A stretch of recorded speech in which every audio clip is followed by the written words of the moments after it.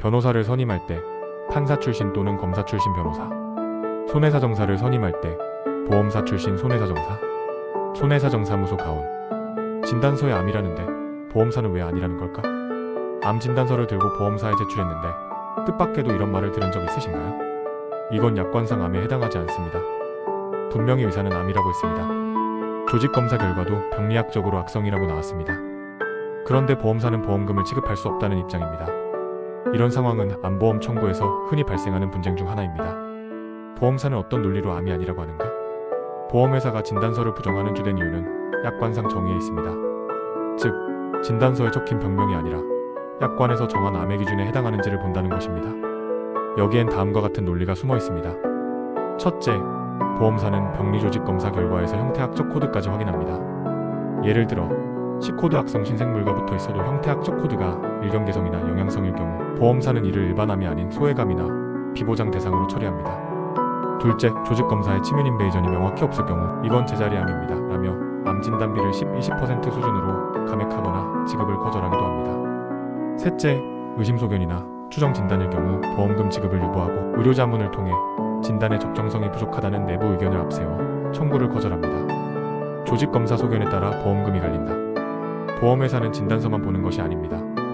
특히 병리 리포트의 한 문장, 한 단어에 따라 전액 지급이냐, 일부 지급이냐, 전면 부지급이냐가 갈릴 수 있습니다. 예를 들어 병리 결과에 서제스티브 오브 카서노마, 파서벌 인베이전, 서스피셔스 포 멀리근 원시와 같은 표현이 기재되어 있다면 보험사는 확정 진단이 아닌 것으로 보고 지급을 유보합니다. 의사의 진단과 보험사의 해석은 다릅니다. 대부분의 소비자는 의사가 암이라고 했으니 보험금이 나오겠지라고 생각합니다. 그러나 보험사는 이를 다르게 봅니다. 보험 약관에 따라 판단하며 약관상 암으로 보기 어려운 경우엔 진단서보다 약관 해석을 우선합니다. 여기서 가장 흔한 피해 사례가 경계성 종양, 제자리암, 상피내암, 이형성과 같은 개념에 해당하는 질환들입니다. 회사정사가 필요한 이유. 보험금 분쟁에서 손해사정사의 역할은 단순히 서류를 대신 내주는 것이 아닙니다. 보험사가 의료자문을 진행할 경우 그에 대응할 의료적 법률적 논거를 재정리합니다. 조직검사 결과와 병리 소견을 해석해 악성으로 판단되는 객관적 자료를 구성합니다. 의료자문 결과가 부당하다면 재자문 요청 또는 반박 의견서를 제출하여 지급 근거를 강화합니다. 또한 손해사정사는 현장 실사나 보험사의 질의에 계약자 대신 응답하고 대응할 수 있는 권한이 있어 분쟁의 복잡도를 줄이고 신속한 해결을 이끌 수 있습니다. 단독 청구는 위험합니다.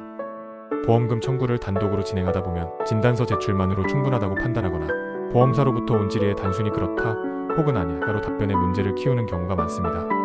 특히 소송으로까지 이어지는 경우 이미 보험금 청구 단계에서 실수한 부분이 결정적인 패소 사유가 되는 경우도 존재합니다. 그렇기 때문에 초기부터 손해사정사의 전략적 개입이 필요합니다. 우리는 전문가의 논리로 대응합니다. 단순한 진단서가 아닌 병리보고서와 영상 판독지까지 종합적으로 검토합니다. 보험사의 자문 의견을 단순 수용하지 않고 의료적 반론 근거를 정리합니다. 과거의 판례와 유사 사례를 적용하여 형평성 있는 지급 판단을 유도합니다. 필요시 변호사와 연계하여 민원 조정 소송까지 일관되게 대응합니다.